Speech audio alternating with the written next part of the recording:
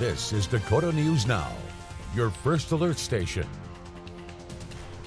Continuing coverage at this hour, 2 teens are dead and 5 others injured after a car accident over the weekend.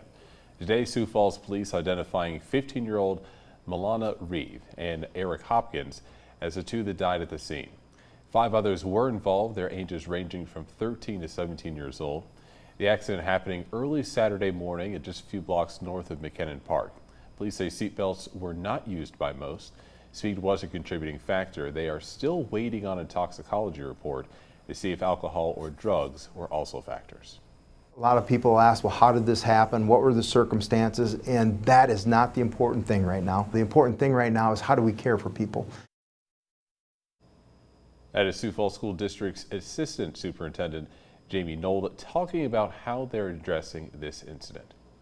Good afternoon. We appreciate you tuning in. I'm Sam Wright. Coping with loss is difficult and different for everyone. And following the tragic loss of 2 Sioux Falls students, school district leaders are springing into action to address the need of students and staff as they battle grief. And Cordell Wright is joining us in studio to explain what exactly is being done here at 4 o'clock. So Cordell, walk us through what the plan of action is exactly for the school district when this all happens. So Sam, I sat down with the assistant superintendent today, as we just heard from him. He told me the first thing they do is make contact with the families that were directly involved, sharing their condolences first and foremost, and just having that conversation, letting them know that they're there for them, they have resources that they can provide to them.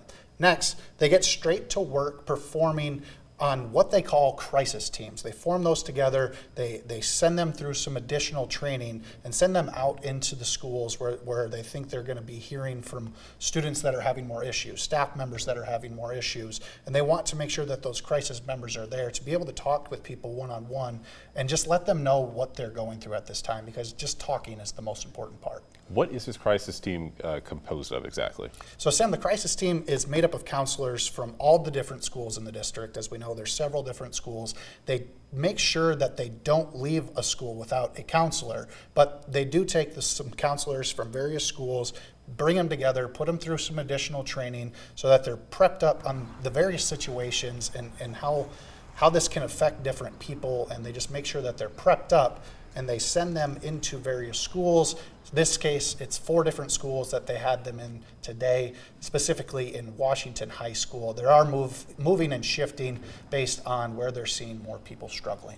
This obviously, mental health and dealing with that is a big part of this. What kind of resources do they have for people that are dealing with the loss, and what are some of the things that people can do to help alleviate some of this? So Sam, Dr. Knoll told me that the first thing you can do is be a good friend and a great parent. Just lend an ear, be able to listen to somebody as they're telling you what they're going through with something like this, and be on the lookout for somebody whose habits might change. They might talk a little less, they might kind of spend more time in their room.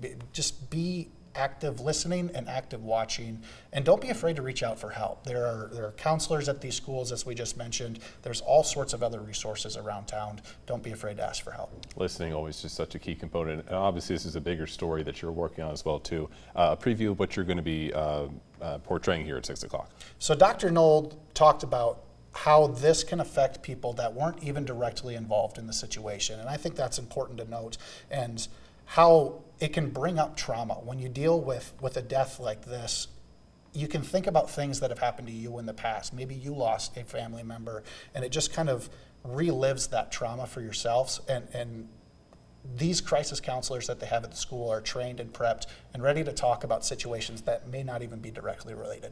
Cordell Wright for us this afternoon. Cordell, thank you. We'll be looking forward to that over at 6 o'clock on KSFY. Thank you, Cordell.